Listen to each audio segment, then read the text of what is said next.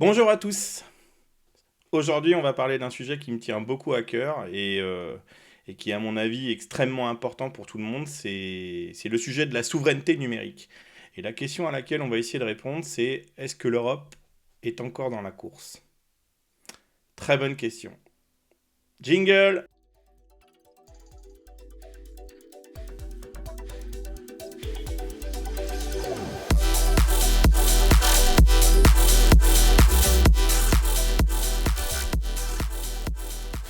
Alors, vous vous doutez bien que pour répondre à une question comme celle-ci, on va pas pouvoir le faire en claquant des doigts. Il va falloir faire un petit parcours, et ce parcours, vous avez pris l'habitude, on va donc le faire dans une mini-série qui va nous occuper un petit peu cette semaine. Pour commencer, on va d'abord regarder un chiffre. Ce chiffre, c'est pas un petit chiffre, hein, c'est un gros pourcentage. 72%. C'est la part de marché cloud mondial détenue par trois entreprises américaines. Vous les connaissez, hein, AWS, enfin Amazon avec AWS, Microsoft avec Azure et Google avec GCP. Vous pouvez retrouver ça sur Synergy Research Group, et c'est les chiffres du quarter 1 2025. Et là, vous allez me dire, et du coup, et l'Europe dans tout ça? Les administrations françaises et européennes font tourner effectivement une grosse partie de leurs infrastructures et de leurs données sur des serveurs qui sont soumis au Cloud Act américain. Donc, on pourrait s'arrêter là et se dire, c'est pas bien parti quand même, hein. Nos données publiques, nos services critiques, nos secrets industriels, effectivement, on les héberge sous juridiction étrangère. Et est-ce que c'est vraiment acceptable? Soyons plus concrets, de quoi parle-t-on vraiment? La souveraineté numérique, c'est plusieurs dimensions. Je vais en souligner quatre qui sont vraiment des dimensions essentielles. La première, c'est la dimension politique, contrôle des infrastructures critiques, réglementation des plateformes, c'est-à-dire quelque part on parle de souveraineté d'État pour le coup, une dimension juridique, la protection des données, l'extraterritorialité, il n'est pas facile à dire ce mot-là, du droit américain, et on parle justement de ce fameux Cloud Act, la dimension industrielle, notre capacité à produire de la valeur numérique, de maîtriser nos composants, de maîtriser nos logiciels, de maîtriser l'IA. Si vous avez vu les dernières informations, même nos fleurons sont en train de rendre compliqué la lecture du parcours sur la souveraineté réelle européenne. Je pense à Mistral, qui vient de se rapprocher de Microsoft. Euh, Il y a effectivement aussi une dimension technologique, notre capacité à innover, à former. Et ça, paradoxalement, on est plutôt très bon pour former. C'est peut-être pas là le fond du problème, mais c'est déployer sans dépendre de l'extérieur et tirer le fruit du savoir qui se développe sur le sol européen. Si on prend l'exemple de l'IA, la problématique de former et de fabriquer les gens les plus compétents sur le sujet, on l'a vu, c'est pas ça le problème. Notre problème, c'est de tirer les fruits de tous ces parcours qui fabriquent de l'intelligence. Donc, qu'on soit très très clair, et tout le sujet de ce cycle de vidéos, je ne parle pas de nationalisme technologique, je ne parle pas de franco-franquisme, je ne parle pas d'européanisme, je parle de résilience démocratique, c'est-à-dire on a autour de nous un écosystème géopolitique qui devient de plus en plus complexe, avec beaucoup de versatilité presque idéologique. Nous avons donc une responsabilité européenne et française pour justement continuer à maintenir ce nid, cette zone géographique d'influence démocratique que peut être l'Europe. Donc au sommaire de cette mini-série, on va faire un chemin vers l'open source et l'open innovation, parce que pour moi, évidemment, encore une fois, vous êtes sur Ultragrain, si je cherche des clés, je vais aller les chercher dans mon périmètre de conviction, et forcément, je veux le partager avec vous. Qu'est-ce qu'on va regarder? On va regarder un premier chapitre qui a pour objectif de faire un diagnostic pragmatique, factuel de l'état de l'Europe sur le sujet de la souveraineté numérique et du numérique.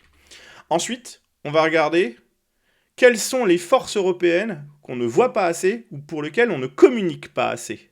Et sur lesquels il faudrait effectivement qu'on fasse beaucoup plus de communication et on aide à leur renforcement. Le troisième chapitre, lui, il va regarder le défi du cloud. Est-ce que c'est définitivement une guerre perdue ou est-ce qu'il reste des batailles à mener? Est-ce qu'il reste encore un terrain sur lequel la France, l'Europe peuvent effectivement encore se positionner? Le chapitre 4, lui, va encore une fois parler d'IA, mais de toute façon, l'IA maintenant, elle va être incontournable. Donc, sur une chaîne comme Ultra Green qui parle de tech et de tech éthique, forcément, je vais être amené régulièrement à parler d'IA. Donc, est-ce que là, la carte européenne, elle est encore jouable? Alors, effectivement, la décision de Mistral, alors je pense que quand cette vidéo sortira, ça fera déjà quelques jours, presque plusieurs semaines que l'annonce du partenariat avec Microsoft aura été annoncée. Moi, j'en suis encore pas à la sidération, mais au moins à la surprise. Donc voilà, on va essayer de comprendre ce qui se passe, et pour le moment, j'aurai pas de réponse, mais voilà, on en est là. Là, le chapitre 5, je vais revenir sur mon terrain à moi, sur le terrain de la souveraineté par l'ouverture à d'open source, des fondations, de l'open innovation, et démontrer en quoi ce sont des leviers stratégiques. Et puis enfin, on se dirigera sur ce chapitre 6 où on va tenter de répondre à la question. On va tenter de donner une réponse pragmatique à est-ce que l'Europe est encore dans la course? Et on conclura. Donc commençons. Le diagnostic pragmatique, où en est-on actuellement? Où l'Europe en est-elle vraiment actuellement sur les problématiques digitales et de souveraineté digitale? C'est pas très rassurant. Effectivement, on va essayer de regarder ensemble une carte des dépendances. L'Europe, elle est sous perfusion technologique étrangère. On a les problématiques de moteurs de recherche. Google à 92% du marché. Les réseaux sociaux, Meta, X, et ainsi de suite. On n'utilise que des réseaux sociaux américains. On attend W avec beaucoup d'espoir, même pour le coup. Moi, je pense qu'effectivement, il faut que l'Europe se repositionne sur ce marché. Les systèmes d'exploitation. Alors là, c'est plus contestable parce qu'effectivement, les systèmes d'exploitation propriétaires, iOS, macOS, Windows, mais j'ai fait plusieurs vidéos pour démontrer que Linux était en train de se démocratiser, d'aller taper sur des plates-bandes pour lesquelles on n'imaginait pas qu'il pourrait taper il y a quelques années. Et oui, c'est de l'open source. Effectivement, il y a beaucoup de contributeurs américains, mais un projet open source restera toujours un projet international. Où de toute façon, il donne les moyens par l'ouverture de l'émancipation. La messagerie pro, Slack, Teams, Gmail et ainsi de suite, bon, on consomme de l'américain. L'IA générative, c'est plus contestable. Là, je l'ai localisé pour le moment, là où il y avait les grands leaders, mais vous avez vu Kimi K3 arriver, vous avez vu GLM arriver, on a vu effectivement, en plus, ce sont des modèles, la Chine part sur des modèles open source ou open 8 au moins. Disons que pour le moment, le marché a une forte polarité et le hardware attaché au marché de l'IA a une énorme polarité. Par contre, que sont-ils en train de faire? On parle de chiffres qui deviennent à la limite du possible, on va dire, même pour les fortunes personnelles des personnes qui gèrent ces entreprises. C'est là aussi à la limite du possible. Que va-t-il se passer? Peut-être que là, du coup, il faut regarder comment l'Europe peut réagir. Sur le sujet des semi-conducteurs avancés, j'y reviendrai, je ferai probablement une vidéo, mais voilà, on a Intel qui nous fait son opération Remontada, là. Bon, c'est pas encore sûr, hein, il y a encore du boulot, hein. Mais on a Nvidia, on a Qualcomm, on a énormément de choses. Les Américains, effectivement, notre perfusion américaine, elle est très très forte. Mais on a aussi une perfusion asiatique, taïwanaise, chinoise, sur pas mal de sujets. On va essayer de les regarder. En réseaux sociaux, nos enfants consomment, peut-être vous aussi, hein, j'en sais rien, moi non, mais consomment beaucoup de TikTok. Les semi-conducteurs, alors là, ça devient beaucoup plus compliqué. Je reviendrai aussi sur le sujet de TSMC et d'ASML. Il y aura probablement une vidéo, il y aura une vidéo sur le sujet, je ne peux pas passer à côté de ce sujet. Qu'est-ce qu'on peut voir aussi? On peut voir aussi qu'effectivement, le Japon, effectivement, est peut-être dans une situation qui est un peu comme nous. C'est pour ça que j'ai fait un lien, parce que on peut se poser des questions, effectivement. Euh, qu'est-ce qu'on peut dire comme résultat? L'Europe, et c'est ça qui est à retenir peut-être de cette première image. L'Europe est le plus grand marché numérique du monde, et de loin. Sauf que, du coup, c'est l'un des moins souverains. C'est-à-dire, on consomme ce que produit le monde, et le monde ne peut pas tenir sans nous. Mais par contre, on ne se consomme pas nous et on ne produit pas et on ne symétrise pas le marché comme il le faudrait. Ça vient du rapport Draghi sur la compétitivité européenne. On va revenir sur ce rapport parce que c'est extrêmement important. Qu'est-ce que nous dit ce rapport? Il nous dit il faut agir vite. Il faudrait qu'il soit un électrochoc. En est-il vraiment un? En tout cas, Mario Draghi tire la sonnette d'alarme en nous pointant du doigt des énormes problèmes. L'Europe, pour lui, risque une lente agonie si elle ne reprend pas le contrôle de ces technologies critiques. Et ça, c'est un des éléments de conclusion du rapport sur la compétitivité de l'Union européenne qu'il a coécrit avec le groupe de travail. Si on essaye de regarder les faits marquants de ce rapport, qu'est-ce qu'on y trouve? L'Union européenne investit 2 fois moins que les USA en recherche et développement technologique.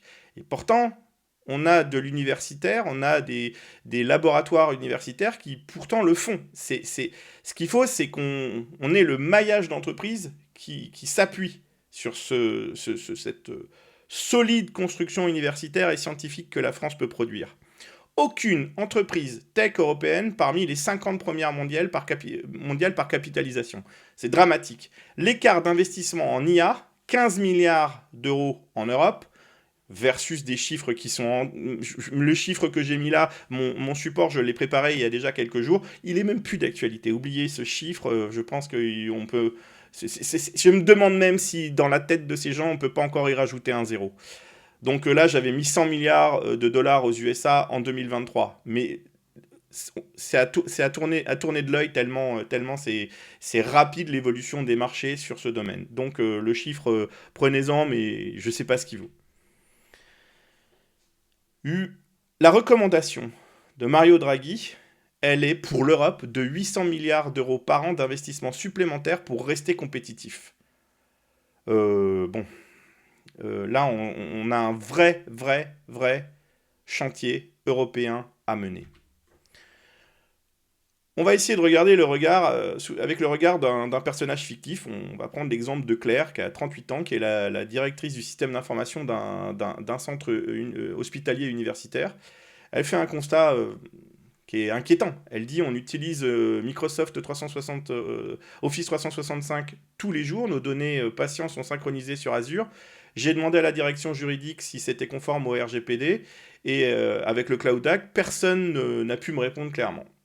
La question, elle n'est pas théorique, elle est quotidienne. Si je prends cet exemple, c'est que n'importe quelle administration, n'importe quel organisme, n'importe quelle structure d'État, on va trouver des gens à des rôles qui sont probablement identiques à celui-ci, qui vont se poser la question, et pour lequel peut-être ils ont la réponse ou pas, et on a un problème, rien qu'à évoquer la question. Clairement, Claire n'est pas un cas isolé. Oui, bon, du coup j'aurais dû mettre un autre prénom. En France, on a plus de 60% des établissements hospitaliers qui utilisent des solutions cloud américaines pour tout ou en partie de leur activité et de leurs besoins en stockage et utilisation des données. Alors que des solutions existent, hein. Alors qu'il existe des alternatives open source, il existe d'autres solutions qui potentiellement, quand on regarde le besoin réel, sont largement suffisantes. A-t-on besoin de tout l'artillerie Microsoft Office pour ce type d'activité? Probablement pas, et je pense que la vraie question, c'est de se dire, est-ce que les alternatives sont suffisamment connues, et est-ce que la qualité, par exemple, d'un Nextcloud plus Collabora plus Talk est suffisamment connue? Parce que potentiellement, moi je reste persuadé qu'elle est largement suffisante pour la majorité des usages. Donc j'en reste ici pour cette première vidéo. Demain, on s'attaque quand même à essayer de regarder nos forces européennes. Peut-être que vous allez constater qu'on en a et qu'il y a des choses qui peuvent se faire. et qu'on les voit pas assez. À demain!